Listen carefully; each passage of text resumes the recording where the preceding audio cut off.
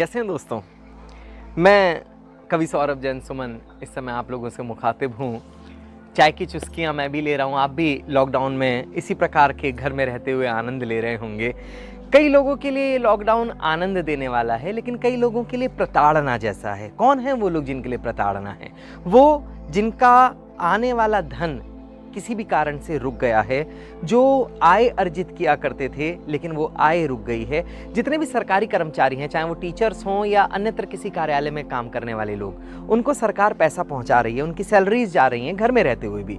लेकिन जो निजी रूप में काम करने वाले लोग हैं वो इस प्रताड़ना को झेल रहे हैं। उनके जो मालिक लोग हैं उनको तनख्वाह नहीं दे पा रहे। तनख्वाह दें कहाँ से, क्योंकि प्रतिष्ठान सभी बंद हैं।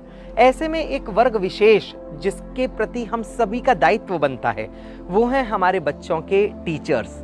जी हाँ, उन स्कूल्स की बात मैं कर रहा हूँ जहाँ पर हम लोगों के बच्चे पढ़ते हैं। वो प्राइवेट स्कूल्स जहाँ जो टीचर्स हैं वो स्वयं मोमबत्ती की तरह जल करके हमारे घर आंगनों को प्रकाशित कर रही हैं। कभी आप लोगों ने सोचा कि अभी आप देख रहे होंगे लगातार इस प्रकार की बातें अखबार में भी आ रही हैं। एक तो बड़े चैनल ने एक मुहिम छेड़ी कि आप लोग हमें मिस कॉल कीजिए और 3 महीने की जो फीस है इसको किसी भी तरीके से माफ़ कीजिए। मैं एक बात आपसे पूछना चाहता हूँ, वो टीचर्स कहाँ जाएँ? मैं भी एक पेरेंट हूँ, मेरे भी 2 बच्चे हैं जो स्कूल जाया करते हैं। अगर मैं उनकी फीस नहीं दूंगा तो वो जो प्राइवेट स्कूल्स के जो टीचर्स हैं जिनकी रोजी रोटी उस स्कूल से चल रही है, आप लोग एक बार केवल कल्पना कीजिए कि उनके घरों में चूल्हा कैसे जलेगा, वो लोग किस प्रकार से खाना खाएंगे, उनकी जो आवश्यकता है वो कैसे पूरी होंगी। आप एक चीज मान करके चलिएगा कि लगभग जनवरी से अभी तक कोई भी फीस हम लोगों ने नहीं दी। जनवरी में त्रैमासिक फीस जाती है, 3 महीने की फीस जाती है, जो जनवरी, फरवरी और मार्च की 3 महीने की फीस हम लोग दे दिया करते हैं। एक साथ चली जाती है, हमने भी अपने बच्चों की दी, आपने भी दी होगी अपने बच्चों की। मार्च 23 तारीख से 22 तारीख से 22 मार्च का जनता कर्फ्यू था, 22 मार्च से बंद हो गया पूरा का पूरा भारत। ऐसे में जो नया सेशन शुरू होना था वो अप्रैल से शुरू होना था, 1 तारीख या 2 तारीख जो अप्रैल की थी, नया सेशन शुरू होना था। उसमें एक बड़ी फीस आती है जो एडमिनिस्ट्रेशन फीस, एनुअल फीस, तमाम तरीके की फीस और त्रैमासिक फीस जो अप्रैल, मई और जून इन 3 महीनों की आनी थी, जिसके माध्यम से टीचर्स के वो तमाम खर्चे, स्कूल के वो तमाम खर्चे निकलते, जहाँ पर हमारे बच्चों को शेप दी जाती है, जहाँ पर हमारे बच्चों का भविष्य बनाया जाता है। वहाँ जो उसके ऊपर निर्भर हैं उनके परिवार वालों के लिए रोटी की व्यवस्था वहाँ से होती है। आप लोगों ने जनवरी से किसी भी प्रकार की कोई फीस नहीं दी और उस पर इस प्रकार के उपक्रम कि हम लोगों को एक बड़ा आंदोलन करना चाहिए, स्कूलों के विरोध में ये आंदोलन करना चाहिए, स्कूल हमसे नाजायज फीस ले रहे हैं। कभी आपने सोचा कि जितने भी प्राइवेट स्कूल्स हैं आप लोगों के बच्चों को घरों में रह करके शिक्षा दे रहे हैं? वो ये चाहते हैं कि जिस दिन स्कूल खुले और आपका बच्चा स्कूल जाए तो वो पढ़ाई से विमुख ना हो, उसके साथ अटैच्ड रहे। ये जो उपक्रम वो लोग कर रहे हैं, वो जो घर से रह करके टीचर्स काम कर रही हैं, वो बिल्कुल नया काम है। उनको इस चीज़ की आदत नहीं है, उन्होंने कभी देखा नहीं था इस प्रकार से पढ़ाना। और जहाँ छोटे छोटे बच्चे स्कूलों से जुड़े हुए हैं, मैं प्री स्कूल्स की बात करता हूँ, अगर आप उनकी बात देखें तो वो तो बिल्कुल उनको आदत ही नहीं रहेगी। जब वो स्कूल जाएंगे तो उनके लिए वो बिल्कुल पहले दिन जैसा रहेगा। ऐसे में उन टीचर्स का उन बच्चों के साथ रोज़ का जो ये आदान प्रदान हो रहा है, काम वो देखते हैं, वो देते हैं, उनको तरह तरह की प्रैक्टिसेस वो घर में करा रहे हैं, ये सारी चीज़ें स्कूल से जोड़े रखने के लिए। और ऐसे में जब हम उनकी मेहनत का जो प्रतिफल है हम वो भी ना दें और उस पर नाना प्रकार की बातें करें, वो उचित नहीं है।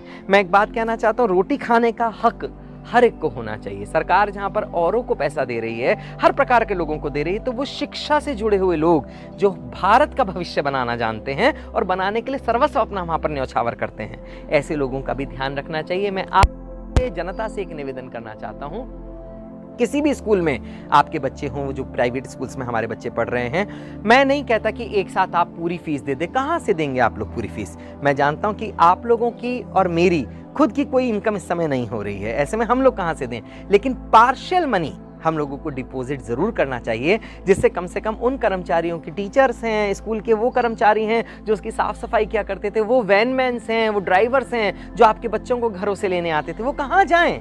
उनकी फ़ीस का भी प्रबंध होना चाहिए, उनकी सैलरी का प्रबंध होना चाहिए, वो आप लोगों की फ़ीस से होगा। तो मैं आप लोगों से निवेदन करता हूँ, इल्तजा करता हूँ कि किसी भी स्कूल से आप लोग जुड़े हुए हों। मुझे एक शेर याद आता है, हमारे बहुत अजीम शायर हैं, बड़ा नाम है, डॉक्टर नवाज देवबंदी साहब। उन्होंने कहा कि सितमगर वक्त का तेवर बदल जाए तो क्या होगा, मेरा सर और तेरा पत्थर बदल जाए तो क्या होगा।